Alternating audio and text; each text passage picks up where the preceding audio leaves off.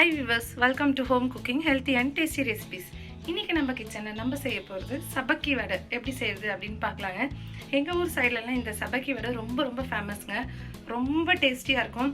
எந்த இடத்துல இந்த சபக்கி வடை செய்றாங்கன்னு தேடி போய் வாங்கிட்டு வந்து சாப்பிடுவாங்க. ஏன்னா அவ்ளோ டேஸ்டா இருக்கும். ரொம்ப கிறிஸ்பியா இருக்கும். வாங்க இப்போ நம்ம செய்ய போய்லாம். நம்ம சேனலை சப்ஸ்கிரைப் பண்ணிக்கோங்க. மறக்காம பக்கத்துல இருக்க பெல் ஐகானை கிளிக் பண்ணிக்கோங்க. அப்பதான் நம்ம சேனலுடைய அப்லோட்ஸ்லாம் உங்களுக்கு உடனுக்குடன் தெரிய வருங்க. வாங்க இப்போ நம்ம வடை செய்யறதுக்கு ஸ்டார்ட் பண்ணிக்கலாம். அதுக்கு நான் வந்துட்டு ஒரு கட்டு சபக்கி கீரை எடுத்து வச்சிருக்கேங்க. இதுதான் அந்த சபக்கி வடையுடைய ஃபேமஸான சபக்கி கீரை. இதை வச்சு தான் நம்ம இன்னைக்கு வடை செய்ய போறோங்க. இது வந்து எல்லா மார்க்கெட்லயுமே கிடைக்கும், கேட்டு வாங்கிக்கலாங்க. இப்போ நான் வந்துட்டு ஒரு டம்ளர் அளவுக்கு பருப்பு எடுத்து வச்சிருக்கேங்க. பாருங்க, ஒரு டம்ளர் அளவுக்கு பருப்பு எடுத்து வச்சிருக்கேங்க. இதை நல்லா க்ளீனாக வாஷ் பண்ணி நல்லா ஊற வச்சிருக்கலாங்க தண்ணி விட்டு. பாருங்க, நல்லா வாஷ் பண்ணிட்டு நல்லா ஃபுல்லாக தண்ணி விட்டு ஒரு 2 மணி நேரத்துக்கு நல்லா ஊற வச்சுக்கணுங்க. வடை வந்து நமக்கு நல்லா சாஃப்டாக இருக்கும். அப்போ தான் நல்லா ஊறினா தான். அதுக்குள்ளே நம்ம வந்துட்டு இந்த கீரை, வெங்காயம், பூண்டு இது எல்லாத்தையுமே வந்து இஞ்சி எல்லாமே க்ளீன் பண்ணி கட் பண்ணி எடுத்துக்கலாங்க. இது நல்லா ஊறிட்டு இருக்கட்டும். பாருங்க, நம்ம ஊற வச்சிருந்த பருப்பு நல்லா ஊறி தண்ணி எல்லாம் மேலே வந்துட்டு பருப்பு நல்லா ஊறி உப்பி வந்துட்டு இருக்கு. 2 மணி நேரம் ஆச்சுங்க. கரெக்டாக 2 ஹவர்ஸுக்கு ஊற வச்சோம். இப்போ இந்த தண்ணியை நல்லா வடித்து எடுத்துக்கலாம். பாருங்க, தண்ணியெல்லாம் நல்லா வடிச்சாச்சு. இப்போ நம்ம ஒரு மிக்ஸி ஜார் எடுத்துக்கலாம்.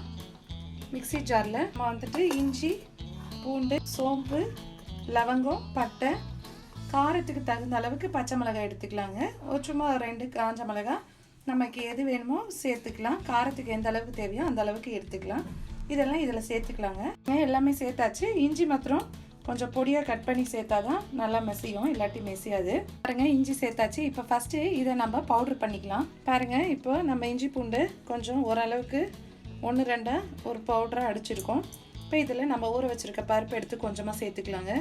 பருப்பு நிறைய இருக்கிறதுனால 2 ரவுண்டாக போட்டுக்கலாம். ஒரே டைம் போட்டோன்னா ஃபில் ஆகிடும். அதனால் பாதி அளவு இப்போ சேர்த்துக்கிறேன். மிச்சம் அடுத்த ரவுண்டு சேர்த்துக்கலாம். இப்போ இது கூட கொஞ்சமாக இந்த அளவுக்கு தகுந்த அளவுக்கு உப்பு இப்போ சேர்த்துக்கலாம். அடுத்த ரவுண்டு அடிக்கும்போது அதுக்கு தகுந்த அளவுக்கு உப்பு அதில் சேர்த்துக்கலாம். சேர்த்து இதை கொஞ்சம் 1-2 அடிச்சுக்கலாங்க. ரொம்ப நைஸாக வேண்டாம், ரொம்ப 1-2 வேணாம், கொஞ்சம் ஒரு மீடியமாக அடிச்சுக்கலாம். பாருங்கள், நம்ம இந்த அளவுக்கு அரைச்சி வச்சுருக்கோம். இப்போ இதை நம்ம ஒரு பவுலுக்கு ட்ரான்ஸ்ஃபர் பண்ணிக்கலாம். பாருங்கள், அது எடுத்தாச்சு. அதே ஜாரில் இருக்கிறத சேர்த்து அரைச்சிக்கலாம். பாருங்க, எல்லாமே நல்லா அடிச்சாச்சு எல்லா மாவுமே. இப்போ நம்ம இதில் தேவையான மசாலா சேர்த்துக்கலாங்க. கொஞ்சமாக பொடியாக வெட்டி வச்சுருக்க பெரிய வெங்காயம் இந்த அளவுக்கு வேணுமா பார்த்து சேர்த்துக்கலாம். கூடவே வந்துட்டு நம்ம சபக்கி வடைக்காக சபக்கி கீரை எடுத்து வச்சுருந்தோம் இல்லைங்களா, அது கழுவி கட் பண்ணி வாஷ் பண்ணி வச்சுருக்கோம். க்ளீனாக பொடியை கட் பண்ணிக்கணுங்க. நம்ம வந்து கொத்தமல்லி கருவேப்பிலை சேர்க்கக்கூடாது.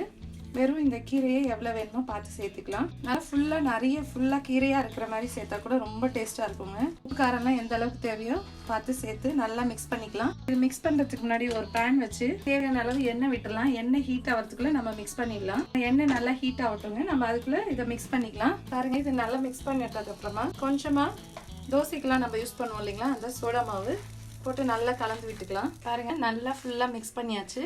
இப்போ நம்ம எண்ணெய்க்காகவும் கரெக்டாக இருக்கும். நம்ம நல்லா மிக்ஸ் பண்ணதும் இதில் ஒன்றொன்னா தட்டி சேர்த்துக்கலாங்க. நம்ம சேனலில் இதுக்கு முன்னாடியே நம்ம இன்னும் நிறைய வடை ரெசிபிஸ் போட்டிருக்கோங்க. மெது வடை, சபுதானிய வடை, வாழைப்பூ வடை இது எல்லாமே இருக்குது. நான் வந்து ஒரு பிளேலிஸ்ட் க்ரியேட் பண்ணி அதை டிஸ்கிரிப்ஷன் பாக்ஸில் கொடுக்குறேன், வேணா பார்த்து யூஸ் பண்ணிக்கோங்க.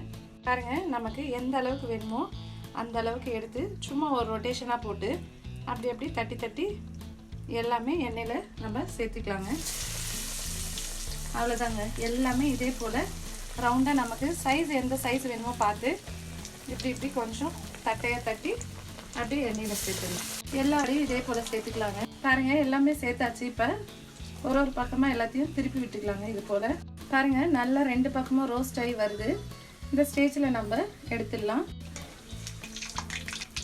பாருங்கள், இந்த அளவுக்கு வந்தோடனே எடுத்துடலாம். இதே போல் மீதி இருக்கிறது எல்லாமே நம்ம சுட்டு எடுத்துக்கலாங்க.